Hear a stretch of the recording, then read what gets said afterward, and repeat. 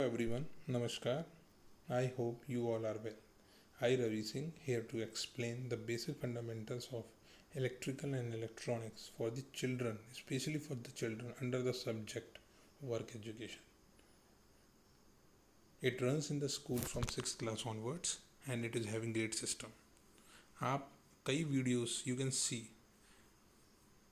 On the YouTube electrical electronics के बारे में, बट वो 6th-7th क्लास के स्टूडेंट्स और 8th क्लास के स्टूडेंट के अप्रोच के हिसाब से नहीं समझाते। वो डिप्लोमा, ITI, इंजीनियरिंग के हिसाब से समझाते हैं और एक छोटे बच्चे को किस तरीके से इसका मतलब, इस सब्जेक्ट का मीनिंग, इसके अलावा हम किस तरीके से इसे अप्रोच लगा सकते हैं, वो इस वीडियो में और आगे आने वाली वीडियोस में समझाया गया है। महात्मा गांधी जी के द्वारा भी एक कोट दिया गया था कि अगर आप थ्योरी नॉलेज के साथ साथ प्रैक्टिकल नॉलेज को भी अपनाएंगे then you will feel a music in your professional life, otherwise you will just lack music in your professional life. So ये कोट में ये बताया गया है। एंड इसके अलावा इस वीडियो में मैं आपको बताऊंगा कि किस तरीके से वर्क एजुकेशन सब्जेक्ट बच्चों के अंदर जो क्यूरियोसिटी होती है, इनोवेटिव आइडियाज़ होते हैं जो उसको परफॉर्म कर सके अपने स्कूल में, एक नेशनल लेवल पे कंपटीशन में, वो ये हॉलिस्टिक अप्रोच आपको वर्क एजुकेशन सब्जेक्ट देता है। और इसके अलावा ये अपने स्किल्स को कैसे मैनेज करा जाए और कैसे कंट्रीब्यूशन दिया जाए सोसाइटी में, उसको भी सिखाता है। Now the scope of work education means कौन सा ऐसा कंपोनेंट है, मेन कंपोनेंट है, तो वो आपको समझना होगा। आपको इस वर्क एजुकेशन के अंदर एक ऐसा प्रपोजिव एंड मीनिंगफुल वर्क लेके आना है जो कि आपके लर्निंग प्रोसेस का इंट्रीगल पार्ट हो। मीन्स अंदर क्यूरियोसिटी हो, yes I have to learn it, मुझे सीखना ही है, और उसको यूटिलाइज कर सके कम्युनिटी में, सोसाइटी में, गुड सर्विसेज में। नेक्स्ट, कौन सी कॉम्पिटेंसीज आपके अंदर डेवलप होनी चाहिए अगर आपको वर्क एजुकेशन फील्ड में समझना है, जानना है। डेफिनेटली नॉलेज, अगर आपको नॉलेज है तो आप उसके बारे में सीख सकते हैं और दूसरों को बता भी सकते हैं। और आपको अपने स्किल्स को भी समझना है कि आपके अंदर कौन सा स्किल है। कई स्टूडेंट्स ऐसे होते हैं जिनके अंदर कोई दूसरा स्किल होता है, किसी के अंदर अलग स्किल होता है, तो उनको समझना है। And third one is need based life activities. That means आपने सुना होगा कि necessity is the mother of invention. Means आवश्यकता ही आविष्कार की जननी है। आपको किसी चीज़ की आवश्यकता नहीं पड़ेगी तब तक आप उसके बारे में सोचेंगे ही नहीं। मीन्स, और अगर आपको जैसे ही उसकी नीड पड़ी तो आपके दिमाग में एक क्वेश्चन मार्क आएगा कि ये होगा कैसे। और इस सब्जेक्ट के अंदर आपको यही सीखना है कि ये होगा कैसे। So need based life activities values को भी आपके अंदर इनकलकेट करना है। अनदर, कौन सी ऐसी मेजर कैटेगरीज हैं जिनको आपको स्ट्रेस करना है सब्जेक्ट के अंदर। देखिए, हर आज की सोसाइटी, टेक्नोलॉजिकल सोसाइटी हम बोल सकते हैं, उनकी नीड्स को आपको समझना है। आपको ये फर्स्ट पॉइंट जो बता रहा है, अंडरस्टैंडिंग द नीड्स, उनकी नीड्स को समझना है और उसके हिसाब से अपने स्किल्स को देखना है कि हमारा स्किल किसके काम आ सकता है। इसके अलावा आपको कोई टूल इक्विपमेंट अच्छी तरह आ सकता है तो उसको गुड सर्विसेज में यूटिलाइज करना है। इसके अलावा आपको कोई प्रोडक्टिव वर्क आता है जो आपकी सोसाइटी में उसको यूज़ कर सकें, उसको कम्युनिटी के लिए, किसी पर्टिकुलर कम्युनिटी के लिए उसको आप यूज़ कर सकें और उसको बता सकें yes it can be useful for you. Acquainting means familiarise, परिचित कराना है दूसरों को भी, अपने आप को भी, कि किस तरीके से ये जो प्रोडक्टिव स्किल, जो वर्क है, वो कैसे कम्युनिटी में, कैसे सोसाइटी में यूज़ कर सकते हैं हम।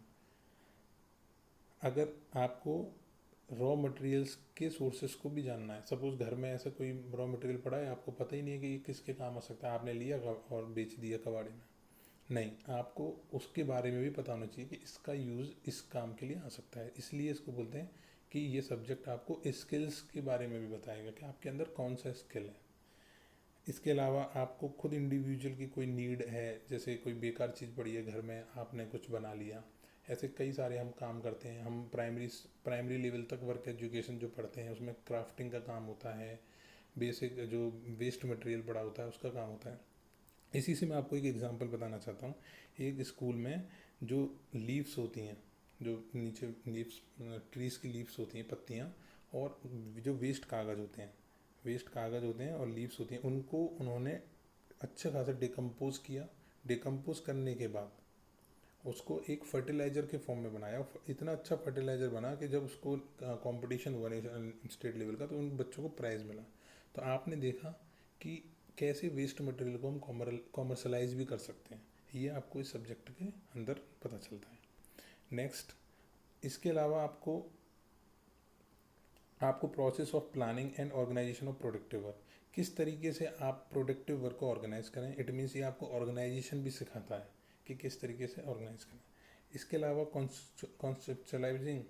कॉन्सेप्चुलाइजिंग their role in productive situation means आपके अंदर कॉन्सेप्ट को डेवलप करता है कि किस तरीके से आप प्रोडक्टिव सिचुएशंस, मतलब कोई ऐसी सिचुएशन जिसमें आपको तुरंत कोई ऐसी चीज़ की ज़रूरत पड़ रही है और जो आपके पास नहीं है, बट आपने देखा आसपास कोई ऐसी चीज़ है जिसको हम उसको यूज़ कर सकते हैं, आपने तुरंत बना लिया, उसको बोलते हैं प्रेजेंस ऑफ माइंड। आपको अंदर आपकी सेल्फ एवेल्यूशन के एबिलिटीज़ को भी डेवलप करना है। अगर जो इस तरीके की चीज़ों करता है वो एंटरप्रेन्योरशिप मीन्स औद्योगिक बिजनेसमैन के फील्ड में भी जा सकता है। तो ये सब्जेक्ट आपको एक होलिस्टिक अप्रोच देता है। बेसिकली आपको फैक्ट एंड साइंटिफिक प्रिंसिपल को भी समझना है जो कि डिफरेंट वर्क के लिए यूज़ होते हैं। अगर आप साइंस फील्ड में इंटरेस्ट हैं, डेफिनेटली वहाँ हर प्रिंसिपल, कोई भी जो चीज़ हुई है उसका एक प्रिंसिपल है। उस प्रिंसिपल को अगर आप जानते हैं तो you can involve in various forms of work in classroom, school and outdoor school. जैसे मैंने आपको एक एग्जांपल देना चाहूँगा कि सपोज चौक है, वो टेबल पर रखी हुई है और टीचर आता है, टेबल से ही चौक उठाता है, पढ़ाने कई बार ऐसे होता है स्कूल्स में। तो एक बच्चे ने देखा कि नहीं, मैं इसको क्या कर सकता हूँ, उसने एक बॉक्स लिया, वेस्ट बॉक्स लिया, कैसे भी करके उस बॉक्स को वॉल में फिट करके और उसमें चॉक्स रखना स्टार्ट कर दिया और टीचर को बताया सर आप यहाँ से चॉक्स ले सकते हैं। तो उसने उस वर्क को, अपने स्किल को, अपने जो अंदर उसके इनोवेटिव आइडिया था उसको यूटिलाइज किया और प्रेजेंस ऑफ माइंड लगा के उसने काम किया। Work at home to be performed as member of the family. आप फैमिली में कोई भी ऐसा काम कर सकते हैं जो यूटिलाइज, जैसे कोई भी वेस्ट मटेरियल पड़ा हुआ है, आपने फैमिली में बताया कि सर इसको हम ऐसे यूज़ कर सकते हैं। सपोज आप ब्रश रखने वाला, कोई भी, पहले up to 5th class crafting का वर्क होता था, कागज़ से काम होता है। इसी तरीके से 6th क्लास से यहाँ पे थोड़ा इलेक्ट्रॉनिक्स के बेसिक को थोड़ा सा बताया जाता है कि किस तरीके से आप अपनी उस अप्रोच को सोसाइटी में यूटिलाइज कर सकते हैं और आपके अंदर एक इंटरेस्ट क्रिएट करते हैं टेक्निकल इलेक्ट्रिकल इलेक्ट्रॉनिक्स के बारे में। और अगर आप उसमें अपने आप को कंफर्टेबल यूज़ कर पा रहे हैं तो आप उसको आगे यूज कर सकते हैं। इसके अलावा आप कैसे कंट्रीब्यूट कर सकते हैं, छोटे छोटे प्रोजेक्ट्स बना के। जैसे कि बच्चे, देखिए आप गौर से, ये बच्चों ने प्रोजेक्ट बनाया है, इस तरीके की प्रोजेक्ट बना सकते हैं। ये मोबाइल फ़ोन डिटेक्टर है, ठीक है। ये देखिए आप, ये बैटरी लिया, फ़ैन लिया, नॉर्मल लाइट ली, एलईडीज लाइट ली, उनको यूज़ किया। इस तरीके से आप देख सकते हैं। अगर आपके पास इससे रिलेटेड कोई भी क्वेरी है, you can feel free to ask any query and you can see the updates and videos on the following link. Facebook का एक मैंने पेज बनाया है, आप इसमें यूट्यूब चैनल पे भी जा सकते हैं और देख सकते हैं। Thank you so much, have a nice day. Question है, be happy, be smile, share and care together.